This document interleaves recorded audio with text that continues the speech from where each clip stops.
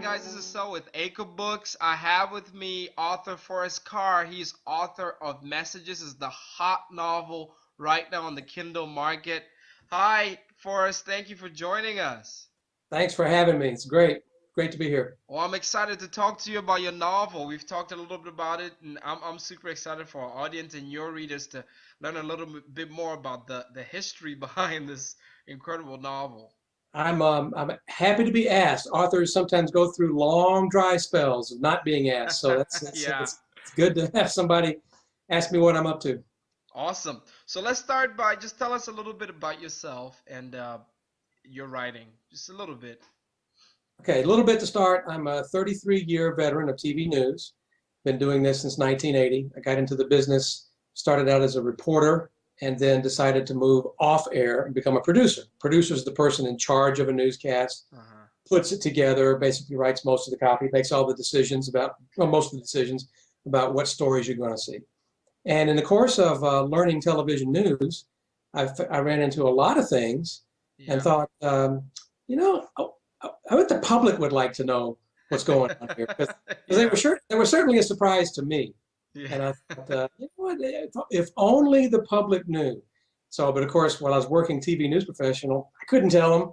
Uh-huh. So I stored it all away and started Messages many, many years ago, but recently decided, for all kinds of reasons that we can get into later if you want, I Hmm. recently decided that I'm going to award myself a 2-year sabbatical because I had sufficient financial reserves and I had saved up for this moment. So I left my TV job. By this point, I'm a TV news director, which means I run a news operation. Wow. So I left a very good job and left it on good terms. And I said, you know what? I'm going to write this novel. I'm going to write 4 more and just Uh-huh. get it out of my system because it's something that I always wanted to do. So I Yeah. just said, I'm going to do it. So I did. I pulled Messages off the shelf that I'd started many years ago. Had a massive rewrite was in store, but I rewrote it and self-published it in August of last year. So it's been just ever since I've been trying to market, get my name out there, get people to give it a shot. People who have, I mean, I've gotten lots of really good reviews That's cool. on Amazon, very encouraging. I sent it to Kirkus Reviews for a review. They called it an accomplished debut novel written with smooth skill and filled with considerable comic energy. So after all that was done, I thought, you know what, this is very encouraging. Because when you start out, you know, the people don't know you, but the dirty little truth is you don't know yourself either. Yeah. You don't, Yeah. you know what you like, Yeah. but you don't really know if you can write. You don't know if anybody's going to like what you write.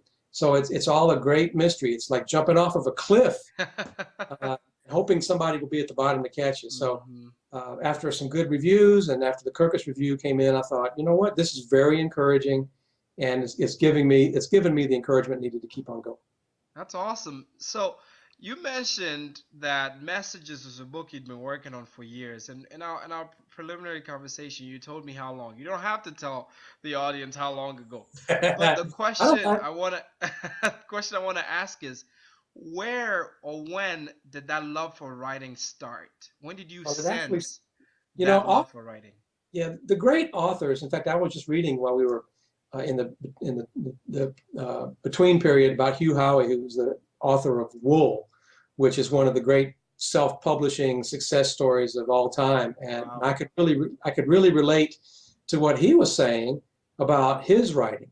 He started when he was a kid, started writing when he was a kid, and the same thing happened to me. I read science fiction, the early grand masters of science fiction, the Robert Heinlein and Uh-huh. Isaac Asimov and Arthur C. Clarke. All of those people were my heroes. And when I was a kid, I was kind of I was a wimpy kid. I was by no means athletic. I had asthma. So while all of my other kids dreamed of being, you know, airline pilots and fighter pilots and football stars, I stayed home, and while they were out playing softball, I was at Hmm. home reading. And so Wow. what I wanted to be when I grew up was Robert Heinlein. You know, so I wrote my first short story when I was in the 6th grade. Story, which by the way would get you in trouble for writing today, but because it involved the kids taking over the school. I'm not going to Oh, tell you any more than that. Just okay. suffice to say, it would get you in trouble if I you were might writing. get you to tell me more. But so I just started writing, and I never stopped.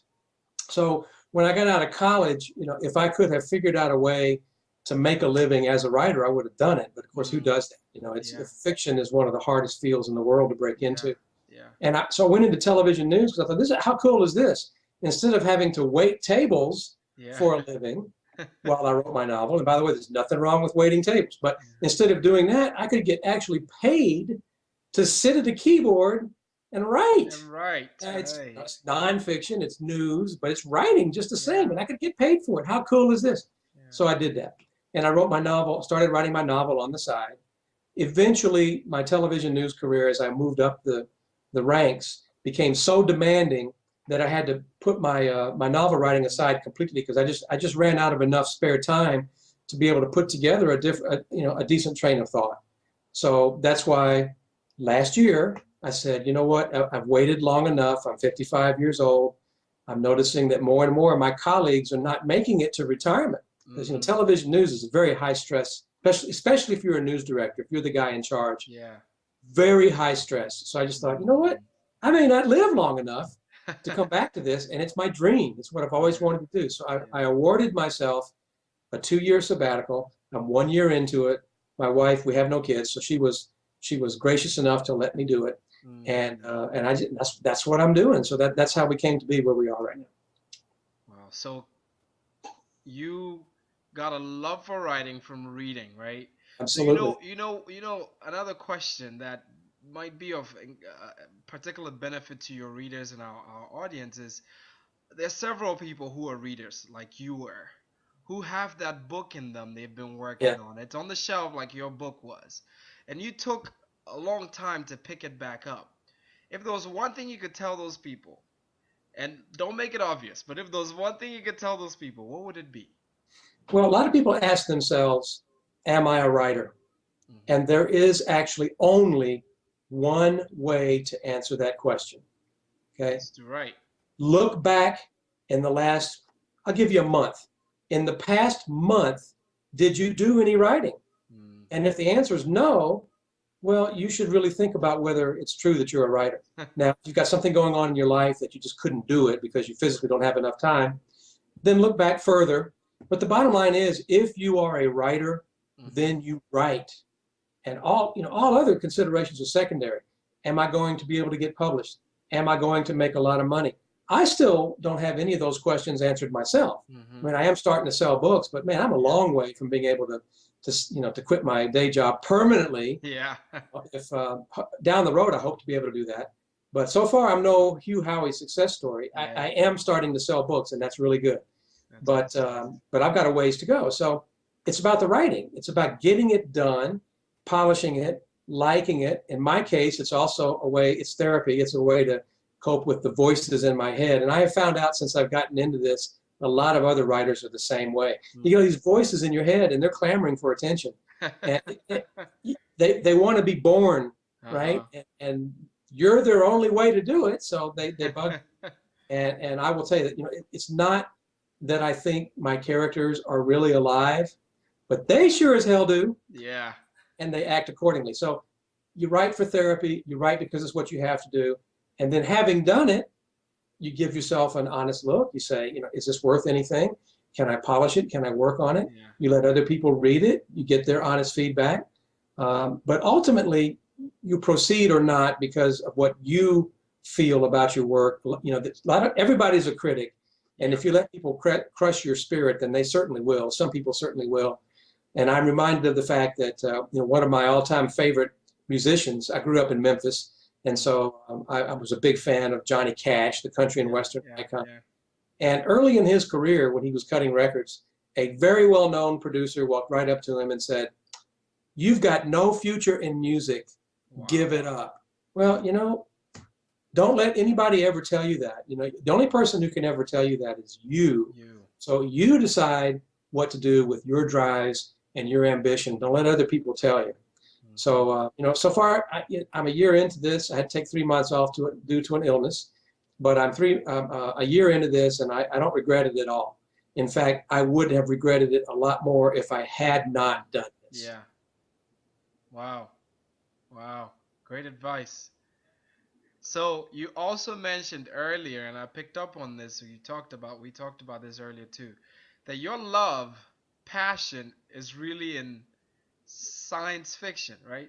That's what you said? That's my prime. My love is for the written word in general, Okay. but my first love, and you know how it is with your first love, Yeah. very special. You never forget it. Yeah. Science fiction is my first love. Okay. So, which is So why over the summer I finally did write a science fiction that's novel. what I was getting to, right? And it's actually not the one that I want to write. That one's like two novels away. Okay. But I thought this is a story that's been bouncing around in my head. It's based on a real simple premise. What if we would wake up one day and everybody who has a mental illness is suddenly cured, but Wow. everybody who doesn't suddenly starts to have mental illness. Oh, So flipped it. it's a role reversal kind of motif, Yeah. Well, that conceit. sounds exciting. And it actually has never been done before to my knowledge, but then again, there's so many books out there today, how are you going to know? Yeah. How But you gonna know what's been done, right? so I threw in, there's an approaching comet that's causing problems that may or may not be responsible for this problem. But people who start to slide into mental illness some of them, not all of them, some of them start to go hyper violently crazy. They start attacking people, which makes it a zombie novel, except in Yeah. my case, the zombies are not the undead. Yeah. You know, and there's nothing wrong with a good horror story, but mine is science fiction because being a journalist, I thought, if I'm going to write about an illness that does all these things, I'd really like for it to be based on something that actually is possible. Yeah. I found a disease from 100 years ago. It's a forgotten pandemic, but it really did. It struck 100 Wow. years ago.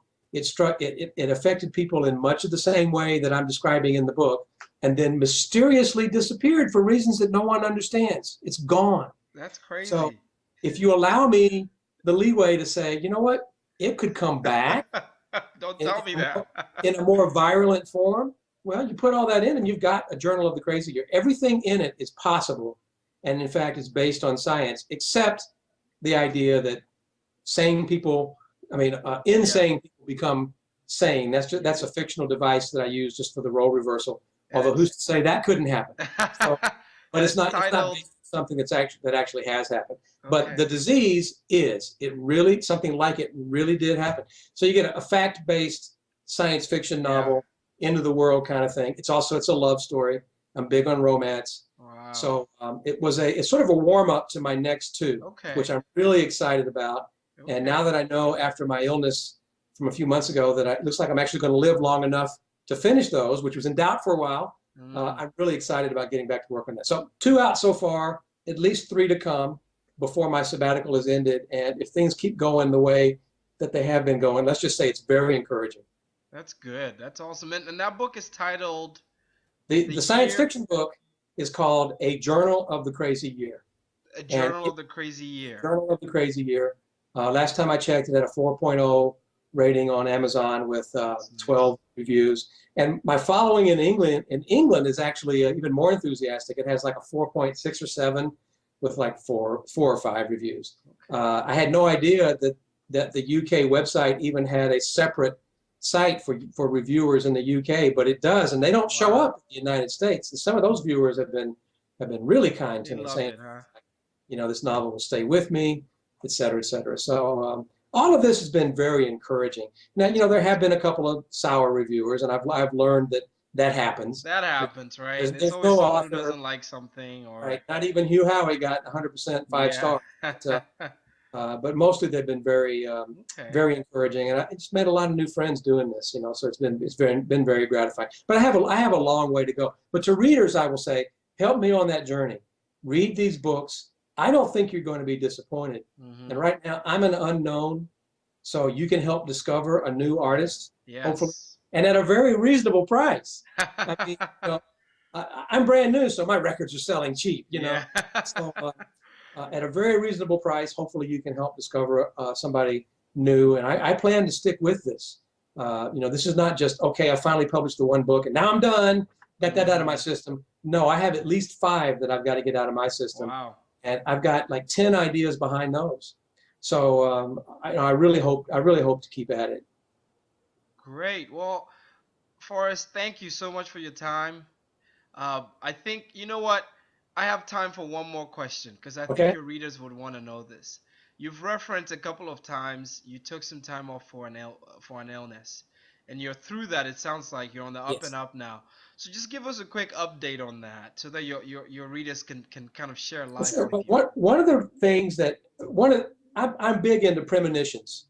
Uh And huh. if you read my blog, which I just started, it's called The Bashful Bloviator. I'm going to be blogging about that at some point. But I had this strong feeling that I was about to get sick. And I'm watching friends of mine die my age. They're not making it to retirement.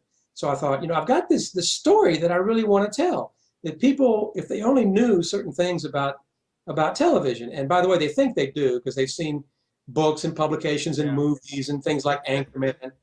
See, all of those things are set in big city newsrooms. Uh, Most Americans don't live in big cities. They get their Nope. news from smaller newsrooms, and nobody's told that story. Yeah. And you wouldn't believe the crap that goes on there. So I really wanted to tell that story. So I just said, you know what? I'm going to do it. Well, after publishing my two novels, in fact, right after I published the second one, I found out my premonitions were accurate. I was diagnosed with kidney cancer. So Wow. after 3 months off to deal with that, the cancer's been removed. I got the biopsy That's good back. news. It was negative. The tissues around my kidney are cancer free. So Wow. the long term outlook for me is pretty good. So it looks like that and nothing. Once you've had cancer, you're never completely out of the woods. Yeah. But chances are very good that I'm going to finish these next three novels unless I get run over by a city bus, which could happen to any of us, right? So I'm gonna keep at it. I've got more stories I want to tell, and for people that might be thinking about picking up one or the other, I'm a journalist. I bring a journalist's perspective to these books. They're tightly researched, even with messages, which is based on my own experience. That's Mm-hmm. a lot of this stuff was inspired by real events, as they say in the movies. Yeah. I went back and researched everything I say in that book. I double researched it to make sure everything is accurate. A Journal of the Crazy Year. It's based on real science. I spent weeks researching it. I spent some time in a university medical library. I mean, it's lots of research. So I Wow. bring that kind of perspective to my writing. I've been writing for pay for 33 years. Yeah. So I bring those kind of skills to bear on my fiction, which is why I was so glad to see Kirkus Reviews say Yeah. debut novel, accomplished novel, written with smooth skills. Yes, that's what I want. Yeah. Home run. So I've been writing for 33 years. This is Yeah. not new to me, although fiction is. So I would say to readers, give me a shot. They're cheap. I will tell you some things and messages that I swear you did not know about TV news, while also spinning a very entertaining crime yarn. I mean, one of my reviewers said it's like reading MASH set in a newsroom. I think that's about Wow. right. And for the Wow. science fiction novel, I would say, you know what? Read a zombie story that honestly, it could happen. It It really happened. could. It could happen. So read it. See what you think. It should make you think. And by the way, for both of them, of course, through Amazon.com, you can get a sample chapter Yes. with the Journal of the Crazy Year. The premise of the disease is all laid out in the prologue. You can read that for free on Amazon.com Mm, Mm-hmm. or go on my website, forrestcarr.com. okay. You can read some sample chapters for free, including that prologue, which will lay out the basis of the real life basis of the disease. It's all nonfiction, and I think they'll be entertained by it at very least, and make you think about Yeah. how precious life is. At the center of Journal of the Crazy Year, there's the central character. He realizes the world is going to hell. He just woke up from mental illness, so he realizes that he could go back to his mental illness. And Mm, meanwhile, all around him, the world is going to hell. So he makes a bargain with God. He uh-huh. just wants one more good day with the love of his life. And he Wow. gets it. He gets it. But in return, now he's got to pay back the favor. And that's really what the book is. That's the whole book. So uh, Wow. I think it will make you think about just how fragile and how precious Wow. life is. And that's what it's designed to do: entertain you and make you think. For messages, you'll never see TV news again the same way, I promise you. And then for Journal of the Crazy Year, hopefully will make you think about, if you've got any loved ones in your life whatsoever, about just how precious every single day with Yeah. those folks are. Wow. Well, thank you. Thank you so much for your Thank you. time. Hey guys, you heard it first here. Messages, Journal of the Crazy Year. You don't want to miss these opportunities to grab, like Author Forrest said, discover a new writer. Thank you so much for your time, Forrest. Really Thank you. appreciate it. You've been a great host. I really appreciate it. Well, you're welcome. Thank you. And maybe we'll get together again when those three novels come out and tell our readers and audience about them. You're going to like the third one. Think Stephen King meets Robert Heinlein or Arthur C. Clarke. I really Wow. have hopes for it. It'll take you on a voyage you've never been on before in science fiction. Great. That's yet to come. Can't Yet wait. to come. Can't wait. Well, guys, we're gonna have links available to the Amazon links available to Forrest Carr's books if you're interested in getting any of them. Again, thank you for your time. This is Sell with Acrebooks with author Forrest Carr talking about messages. Grab your copy today. Thank you.